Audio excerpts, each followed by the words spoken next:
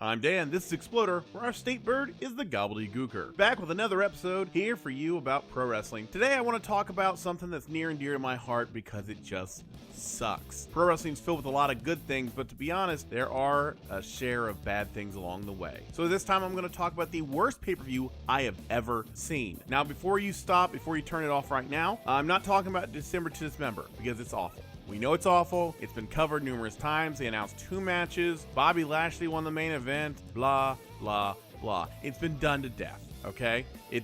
So I'm not going to talk about that. And for those of you, the older fans, older relatively, I'm not going to talk about Heroes of Wrestling. Because in all honesty, Heroes of Wrestling was a promoter, a guy who just thought he could walk in on pro wrestling when it was the hottest thing in the world in 2000, and was going to make up a show. And what he just thought he was going to dip his foot in the pool, and it was going to be nice and toasty.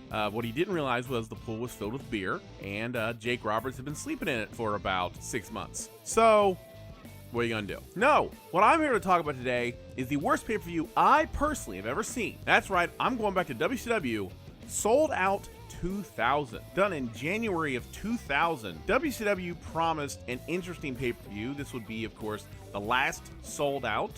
It would be replaced the next year with a different pay-per-view. It'd also be, they didn't know it at the time, the last full year that WCW would be in existence as a company. And then after you see this, and then the year that was about to come, you can't blame them. Going into the pay-per-view, you were promised 4 high-quality matches. Sid versus Bret Hart for the WCW World title, and Chris Benoit versus Jeff Jarrett in what they called a triple threat theater, which would include 3 different matches with all 3 of those guys, and the winner of the third, like a 2 out of 3 falls essentially, only with separate match types, and the winner of the 2 out of 3 would become the US champion. Big problem. They promoted this going into the pay-per-view.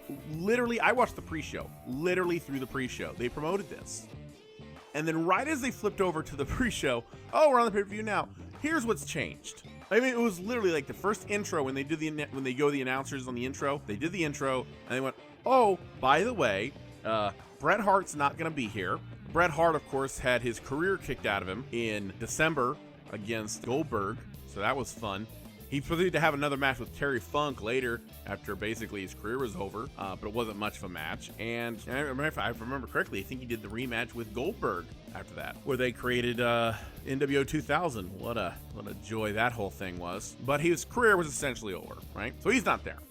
Also, Jeff Jarrett was injured, so Triple Threat Theater wasn't going to happen. Or was it? Actually, Triple Threat Theater did end up happening, but it ended up happening with Billy Kidman and seemingly random opponents. And if you ask why, WCW, that's why. So yeah, right out the gate, they go right into the pay-per-view, they sit with the announcers, and they go, by the way, the entire card, not the entire card, but a good chunk of the card, the main event era matches, yeah, we're gonna completely redo everything. But they didn't tell you what they were being replaced with. You found that out as they went along. And the main event used 2 guys that now didn't have a match, which I'll get to later on. The first match in the Triple Threat Theater, which is now Billy Kidman versus random people, you know, because you can't just not do a match. It was a catch-as-catch-can match, where the rules were you couldn't leave the ring.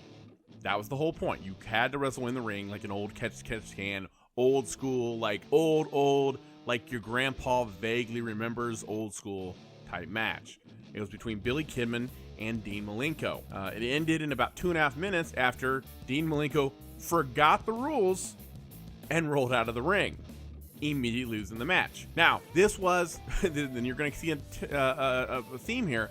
This was his last match in WCW before going to WWE and making a lot more money. Yeah, overall, not a great last match, but hey, at least he got out of WCW. The second match on the card was supposed to be a tag team title match between Vampiro and a partner of his choosing versus David Flair and Crowbar, who were knee-deep in their crazy gimmick at the time. Okay, so Crowbar and David Flair attacked Vampiro backstage.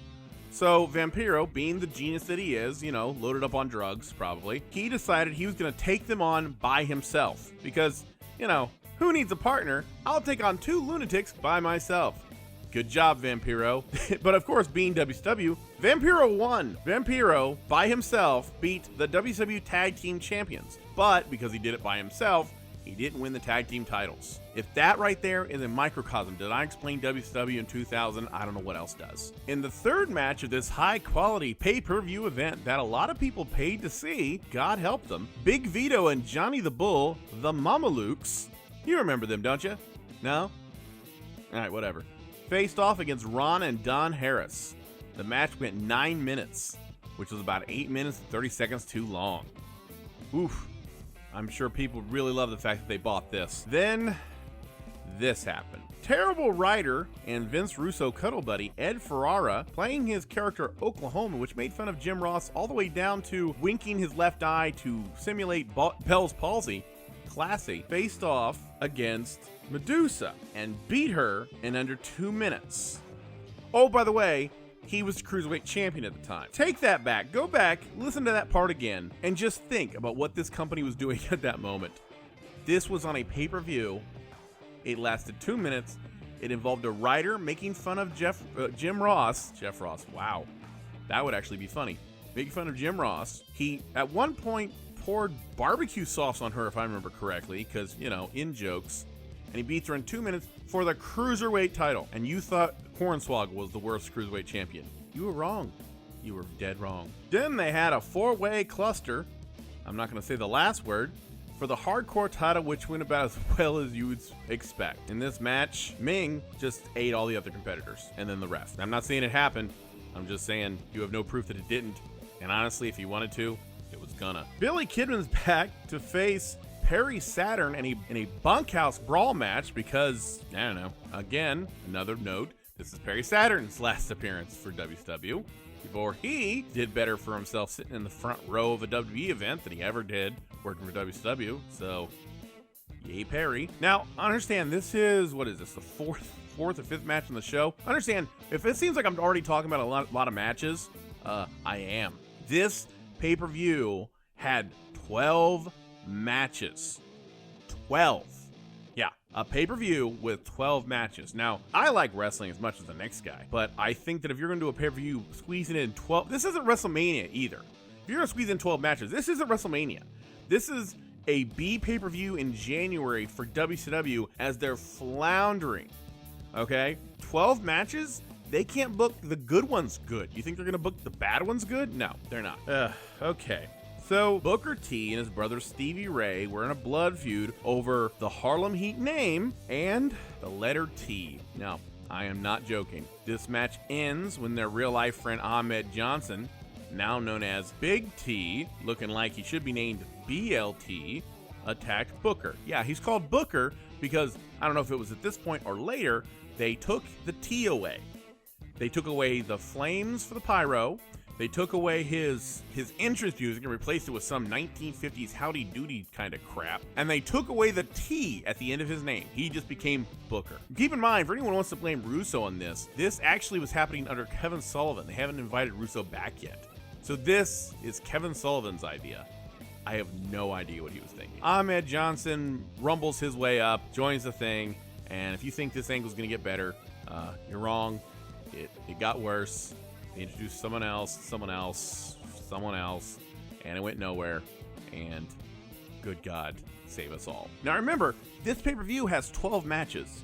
And for a pay-per-view to have 12 matches, it's one thing if all those matches are really good. It may run a little long, it may feel a little jumbled, but if you're going to do 12 matches on a pay-per-view, at least make all 12 matches mean something and make them good. Not doing well so far, and it gets worse. Now this is a pay-per-view where people paid, I don't know, 20, 30 bucks, whatever it was, their hard-earned money on this god-awful company, and every match theoretically should be main event quality. Not everyone's going to be the main event, but it should be decent, which is exactly why WCW gave us Tank Abbott and Jerry Flynn, which went a blistering 1 minute 39 seconds. Tank Abbott would go on a month later at Super Brawl to pull a knife on someone on live pay-per-view. He pulled a knife on the guy in front of the camera and threatened to kill him, which the announcers clumsily tried to disguise as cutting his beard or whatever the hell, and Jerry Flynn would go back to being irrelevant. But hey, Jerry Flynn got a pay-per-view check, and that's not nothing. Buff Bagwell defeated Diamond Dallas Page in a last man standing contest that lasted only slightly longer than it took Vampiro to defeat two mental patients. And again, I'm not joking. These two went about as long as it took Vampiro to defeat two guys. It's a last man standing match. What the hell? In the third and final match of this infamous triple threat theater, the returning champion Billy Kidman faced The Wall in a caged heat match, in what proves to be the best match named after a softcore porn from the 1970s. The Wall wins because, well, Billy Kidman's had two matches, or really 1.5 if you count the one where Dean Malenko slept walk his way out of the ring. The Wall wins. No one cared at all. You know what? Honestly, they should have just played the movie instead. I mean, yeah, it's got a little nudity and some softcore porn in it, but hey, it'd do better ratings. You know, be way more entertaining, I'll tell you that much. The semi-main event saw Kevin Nash face 56-year-old Terry Funk in a hardcore match because WCW will book anything with Terry Funk, and Terry Funk will take any bump ever, and he did. Keep in mind, this is the guy who did a moonsault to the outside onto Mark Henry in 1998. He landed sideways and cracked his knees on the guardrail. You telling me this guy won't take a powerbomb from Kevin Nash onto some folding chairs? You don't know Terry Funk. Terry Funk's crazy, and Kevin Nash is lazy. So, put it together, and you get this kind of match. So, you know. And then, of course, like I said earlier, the main event got screwed up. Bret Hart had his career kicked out of him. Jeff Jarrett was sitting at home with a shoulder injury, I believe it was. So you had Chris Benoit and Sid Vicious without an opponent. WCW not willing to take an opportunity, honestly knowing that Bret Hart wasn't going to come back. I think that was the consensus at the time. They decided, hey, let's put them together, and then the winner will become WCW World Champion. So keep in mind, Kevin Sullivan booking, he books Sid Vicious versus Chris Benoit, with Arn Anderson as the referee. Chris Benoit wins the match with the crippler crossface, and Sid, being, you know, one of those bigger is better types, didn't want to do it. As the story goes, he did it, but he had an out. He had his leg under the ropes. So Chris Benoit wins the belt, a title we never thought he'd win. Technically makes him a WCW World Champion. He goes to the locker room that night. After they go off the air, he goes to the locker room. He takes the belt. I believe he handed it to Charles Robinson. Gives him the belt, says to give it to Sullivan, leaves, and within a couple weeks, he's in the front row of Raw. The title was then held up again after that. And all in all, that title would be held up a lot in the year 2000, and I'll get back to that in another episode. Keep in mind, this was 12 matches. 4 of the matches were never completed the way they were argued. They were, oh, we're going to promote them XYZ, but they knew going into it. 2 of the guys weren't there at all. They couldn't be. One of them would never be in the ring again. One of them, Jeff Jarrett, would come back. As a matter of fact, the next month, he'd be back, but he'd be in the main event with Sid and Scott Hall. Benoit would be gone. It was just a cluster, and it doesn't get better. But yeah, that was, quite frankly, the worst pay-per-view I've ever seen. And I've seen some pretty bad ones. WrestleMania 4 comes to mind. Maybe I'll do something on that later. But yeah, this was god-awful. Like, I don't even know how to explain.